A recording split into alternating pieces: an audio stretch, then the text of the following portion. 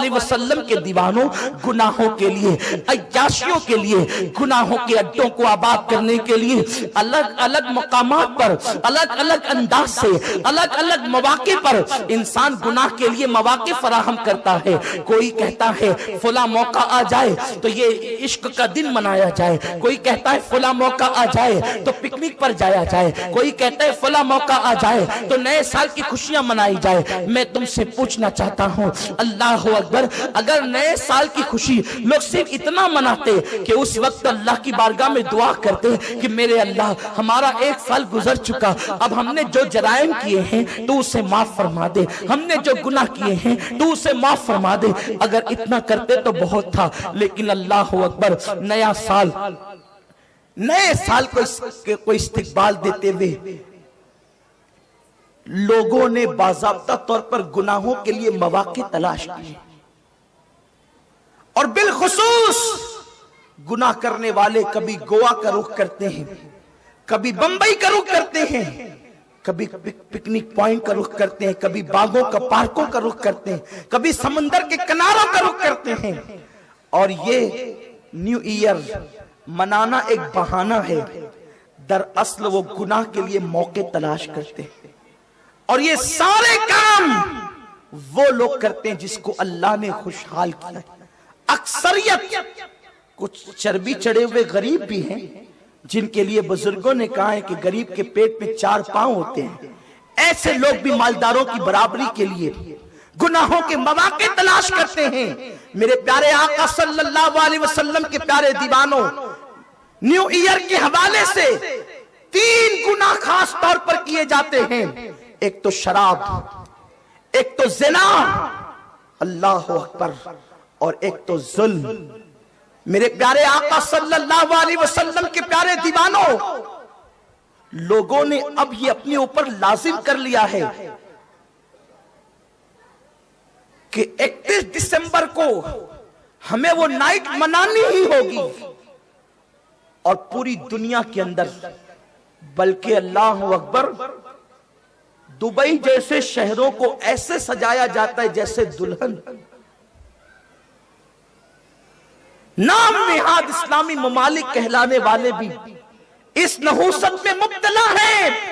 شراب، شباب، موسیقی، میوزک، گانے، یہ ساری نحوست، اگر دنیا کی دوسری قومیں اس لعنت میں مبتلا ہے تو ہمیں تعجب نہیں، اس لیے کہ جن کے پاس قانون ہی نہ ہو، جن کے پاس دستور ہی نہ ہو، اگر وہ یہ ساری برائیاں کریں تو تعجب کی بات نہیں، کیونکہ جن کے ہاتھ کٹے ہوں، جن کی آنکھیں اندھی ہو، جن کے کان بہرے ہوں، اگر وہ یہ ساری لعنتوں میں ڈوبے کوئی تعجب نہیں۔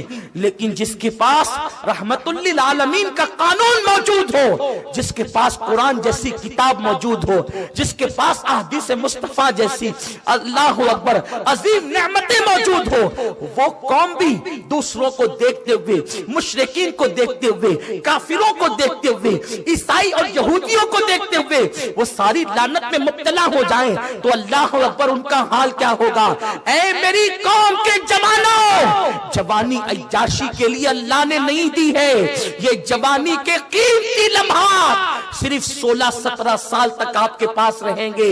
15 سال سے جوانی کا آغاز ہوتا ہے اور 35 سال تک کے جوانی رہتی ہے، اور اس کے بعد پھر انسان بڑھاپے کی طرف ڈھلتا چلا جاتا ہے۔ میرا اللہ فرماتا ہے والتین والزیتون وطور سینین وہذا البلد الامین۔ اللہ نے 4 قسمیں اٹھائی اور جوانی کی اہمیت کو بتایا۔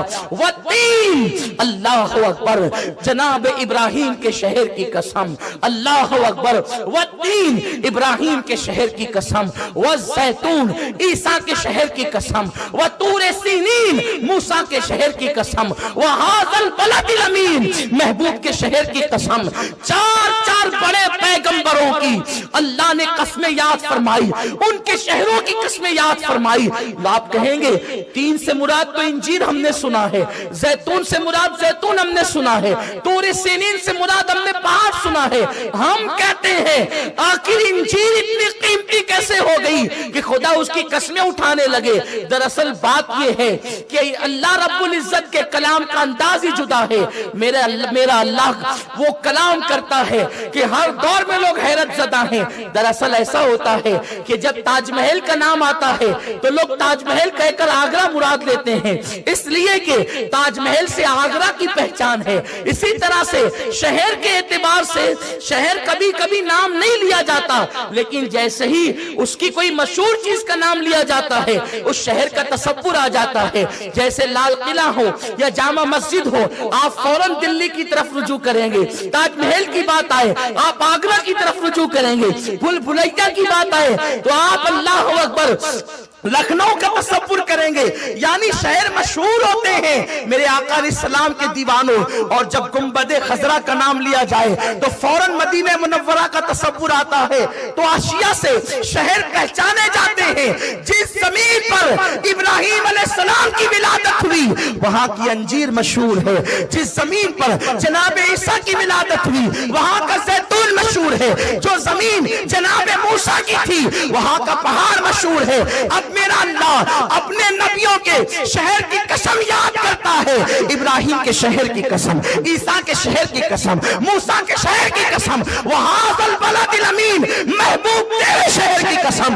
یہ چار قسمیں اللہ اکبر، چار قسمیں اٹھائی گئی۔ اللہ بغیر قسم کے بھی کہتا تو ایمان والوں کے لیے وہ حرف آخر ہے، لیکن اللہ اکبر ایک قسم نہیں چار قسمیں، اور اس کے بعد پھر جوانی کی اہمیت بتائی گئی۔ لقد خلقنا الانسان فی احسن تقویم، ہم نے انسان کو خوبصورت بنایا۔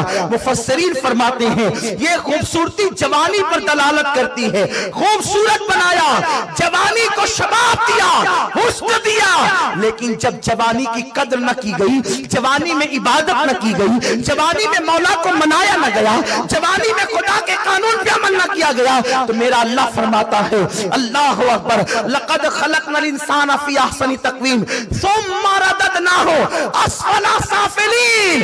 جب جوانی کی ناقدری کی گئی تو ہم نے بڑھاپے کی بیماریوں میں ڈھکیل دیا، بڑھاپے کے گڑھے میں ڈھکیل دیا۔ جو لوگ جوانی کو عیاشیوں میں ڈبا دیتے ہیں ان کا بڑھاپا بڑا دردناک ہوتا ہے، ان کا بڑھاپا بڑا کربناک ہوتا ہے۔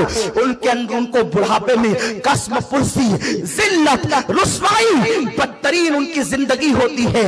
ان کی زندگی موت سے بدتر ہوتی ہے، کیونکہ ان کے بچے نے ان کو جوانی میں شراب پیتے دیکھا ہوگا، زنا کے اڈوں پہ جاتا دیکھا ہوگا، تاش کے پتے کھیلتے دیکھا ہوگا، بچوں کو سسکیاں لینے پہ مجبور کرتا دیکھا ہوگا، ماں باپ کی نافرمانی کرتے دیکھا ہوگا۔ جب جوان ہو کر وہ بچہ شراب پیتا ہے تو بوڑھا باپ منع کرنے کو سوچتا بھی ہوگا تو منع نہیں کر پاتا، اس لیے کہ یہ ڈر ہوتا ہے کہیں میرا بیٹا پلٹ کر یہ نہ کہہ دے ابا جب تم جوان تھے تو کوئی تم نے کم پانی میں آگ نہ لگائی تھی، تم نے کم جو ہے وہ گناہ نہ کیے تھے۔ میرے پیارے آقا صلی اللہ علیہ وسلم کے دیوانوں، جوانی عیاشی کے لیے نہیں، جوانی اللہ کی عبادت کے لیے ہے، جوانی مولا کو منانے کے لیے ہے۔ لیکن افسوس فلمیں دیکھ کر، سیریل دیکھ کر گناہوں کے اڈوں پر جانے کا ایک ماحول بن رہا ہے۔ انٹرنیٹ دیکھ کر کے گناہوں کی راہوں کو ہموار کیا جا رہا ہے۔ میرے پیارے آقا صلی اللہ علیہ وسلم کے دیوانوں، ایک بات بہت ذمہ داری سے کہہ دینا چاہتا ہوں، گناہوں کا وبال صرف تمہارے سر پر نہیں، جن کے ماں باپ جرائم کرتے ہیں ان کی نسلوں تک گناہوں کی نحوست ہوتی ہے۔ کیا تمہیں نہیں پتا؟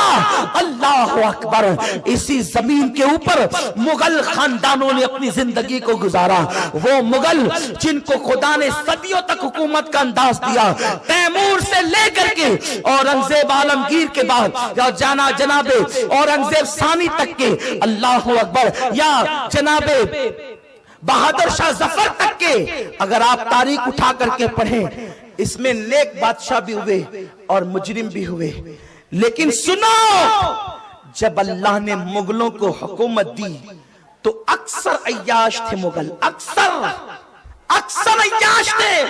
ان کی عیاشیوں کا عالم یہ تھا، ایک مغل شہزادہ ایک لڑکی کو بغل میں لے کر کے بیٹھا تھا. اس داشتہ نے جس کے ساتھ اس کا نکاح بھی نہیں ہوا تھا، اس نے کہا تھا میری جان، اے شہزادے، میں نے دنیا میں کسی کو مرتے ہوئے ابھی تک نہیں دیکھا ہے، کیا تم دکھا سکتے ہو کہ کوئی مرے؟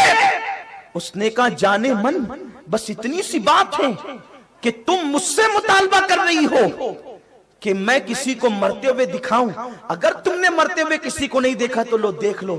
ایک غریب راستے سے گزر رہا تھا، بندوق تانی اور گولیاں چلا دی، اور وہ تڑپنے لگا تو دونوں ہنس کر ایک دوسرے سے کہتے لو اس طرح لوگ مرتے ہیں. پھر میرے اللہ نے ان کو کیا مزہ چکھایا. ماں باپ کی کیوں بھی نیکیاں اولاد کے آگے آتی ہے، ماں باپ کی نیکیوں کی برکت بھی اولاد کو ملتی ہے. کیا قرآن میں تم نے نہیں پڑھا سورۃ الکہف میں کہ یتیم بچوں کا مال دیوار میں دفن تھا، تو اللہ نے جناب خضر اور جناب موسیٰ کو حکم دیا کہ دیوار تعمیر کرو. کیوں؟ ان یتیم بچوں کی نیکی کیا تھی؟ کوئی نیکی نہیں تھی ان کی، وہ نیکی کے قابل بھی نہیں تھے. لیکن 11ویں پشت میں اوپر ان کا جو دادا تھا وہ بڑا نیک اور متقی تھا، تو 11ویں پشت کے دادا کی نیکی کی برکت ان یتیموں کو 11 پشتوں کے بعد یوں ملی کہ اللہ نے ان کی دیوار کو تعمیر کرنے کے لیے، ان کے خزانے کو بچانے کے لیے 2 نبیوں کا انتخاب فرمایا. کیا نبی کا کام ہوتا ہے گارا اٹھانا؟ کیا نبی کا کام ہوتا ہے دیوار بنانا؟ لیکن خدا بتا رہا ہے کہ 11ویں پشت کا دادا نیکی کرے تو اس کی نیکی کی برکتیں 11ویں پشت کی اولاد تک کے پہنچتی ہے. اللہ اکبر. ماں باپ نیکی کرے اس کی برکت اولاد کو نسلوں کو ملتی ہے، لیکن ماں باپ عیاشی کریں ان گناہوں کی نحوست بھی اولاد کو ملتی ہے. لوگ جب پریشان ہوتے ہیں، لوگ جب مصیبت زدہ ہوتے ہیں، کہتے ہیں پتہ نہیں مجھ سے کیا غلطی ہوئی یہ مصیبت آ رہی ہے. کبھی تیری غلطیاں اور تیری نہیں تو تیرے باپ دادا کی غلطیاں تیرے لیے مصیبت کا ذریعہ ہوتی ہے. آج لوگ اتنی محنت کر رہے ہیں، آج لوگ اتنی مشقت کر رہے ہیں، نہ رات دیکھتے ہیں نہ دن دیکھتے ہیں، نہ صبح دیکھتے ہیں نہ شام دیکھتے ہیں، نہ سردی دیکھتے ہیں نہ گرمی دیکھتے ہیں، نہ بارش دیکھتے ہیں. موسم کی پرواہ کیے بغیر، جان کی پرواہ کیے بغیر ہر آدمی مال کما رہا ہے. میرے بچوں کا مستقبل سمر جائے، سن لو، بچوں کا مستقبل صرف مال سے نہیں سورے گا. اپنے آپ کو پاک دامن بناؤ. اگر تم نے مال کما لیا اور عیاشی کرتے رہے تو مال کے بعد بھی تمہاری نسلیں سسکتی رہے گی. اور اگر تم پاک دامن رہے، انشاءاللہ مال رہے یا نہ رہے، تمہاری اولاد سکون کی زندگی گزارے گی، اطمینان کی زندگی گزارے گی. عرض یہ کر رہا تھا تیمور سے لے کر بہادر شاہ ظفر تک کے ایک سلسلہ ہے بادشاہوں کا. اکثر مجرم تھے، اکثر عیاش تھے، اس طریقے کے کام انہوں نے کیے. بلکہ کسی کا حال تو یہ تھا 500 لڑکیاں ایک ایک کے حجرے میں پڑی رہتی تھی. حالات یہ تھے کہ کسی نے کہا کہ سورج خدا ہے، مغل کلمہ پڑھ کر دولت کی بنیاد پر کسی نے کہا کہ اذان میں میرا نام آتا ہے میں اللہ کا خلیفہ ہوں. تو ماں باپ کا کیا اولاد کے آگے آتا ہے. پھر بہادر شاہ ظفر پر وہ وقت آیا کہ بہادر شاہ نیک تھا، لیکن اس کے باوجود قدرت نے اس کے باپ داداؤں کے کرتوت کا نتیجہ اس کو یہ دکھایا کہ بہادر شاہ کی حکومت کو جب زوال آیا تو بہادر شاہ کو انگریزوں نے جیل میں ڈالا. دوسری صبح کو بہادر شاہ ظفر نے کہا مجھے صبح کے وقت ناشتے کی عادت ہے. تو اس وقت تو انگریزوں نے کہا ٹھیک ہے ابھی ناشتہ آتا ہے. جب تشت میں، خوبصورت تشت میں ایک کپڑا ڈھانک کر کے ناشتہ لایا گیا تو بہادر شاہ نے بہت شوق سے کپڑا ہٹایا ناشتے کے لیے. تو کیا دیکھا، اس کے 2 بیٹوں کے ابلے ہوئے سر اس تشت کے اندر رکھے ہوئے تھے. اس وقت بہادر شاہ ظفر نے کہا تھا اگر میرے باپ داداؤں نے پاپ نہ کیے ہوتے تو شاید مجھے یہ دن دیکھنا نصیب نہ ہوتے. اپنی جوانی پہ اترا کر شراب کے اڈوں پر 31 نائٹ کو جاتے ہو، کوئی نہیں دیکھ رہا ہے، کون کیا کر لے گا، ہم کماتے ہیں ہم خرچ کریں.